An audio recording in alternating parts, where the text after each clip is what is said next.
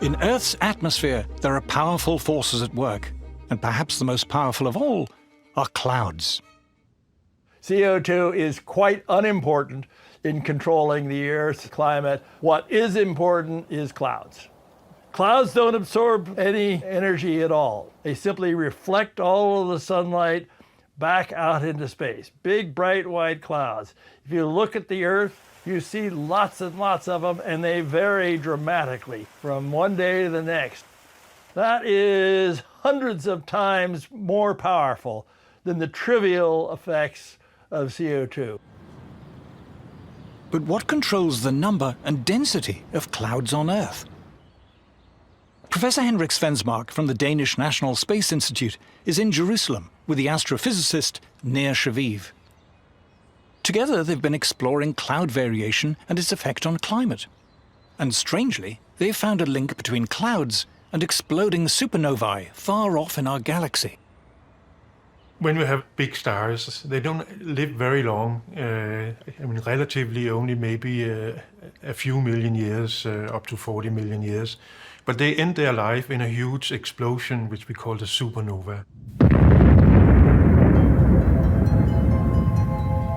An exploding supernova sends out vast quantities of debris, tiny charged subatomic particles known as cosmic rays, traveling almost at the speed of light. And as they hit Earth, they develop into seeds which attract water vapor and form clouds. Professor Shaviv noticed that the amount of cloud cover on Earth is related to our journey round the Milky Way. As our solar system orbits the galaxy over millions of years, it passes through the galaxy's spiral arms, dense clusters of stars. As it does, we are exposed to more or less cloud-forming cosmic rays, and this corresponds to historic temperature changes on Earth.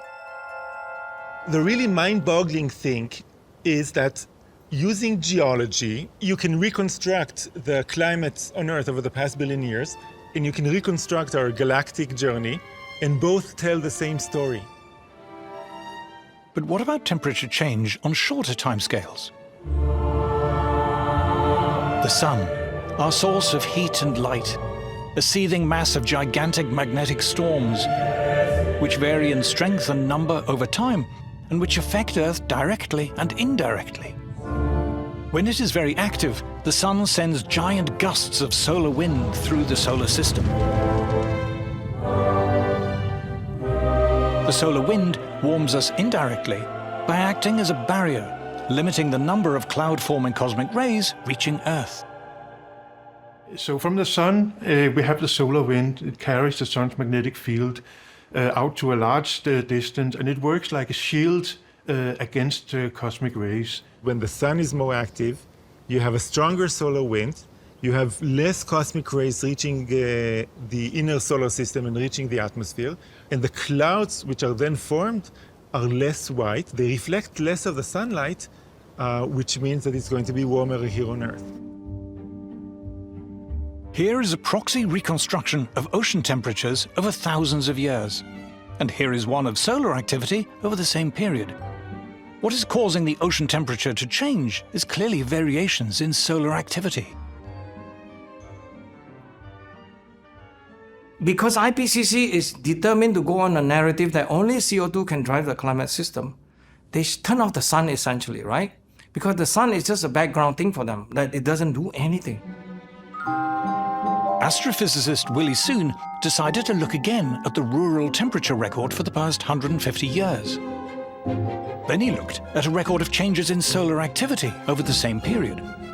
To Dr. Soon, it was obvious that it was the sun, not CO2, that was driving temperature.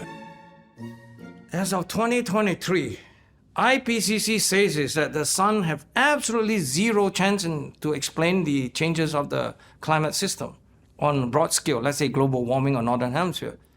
We say no. We can easily demonstrate the sun can explain all of it. There's zero for the CO2, 100% for the sun. How's that?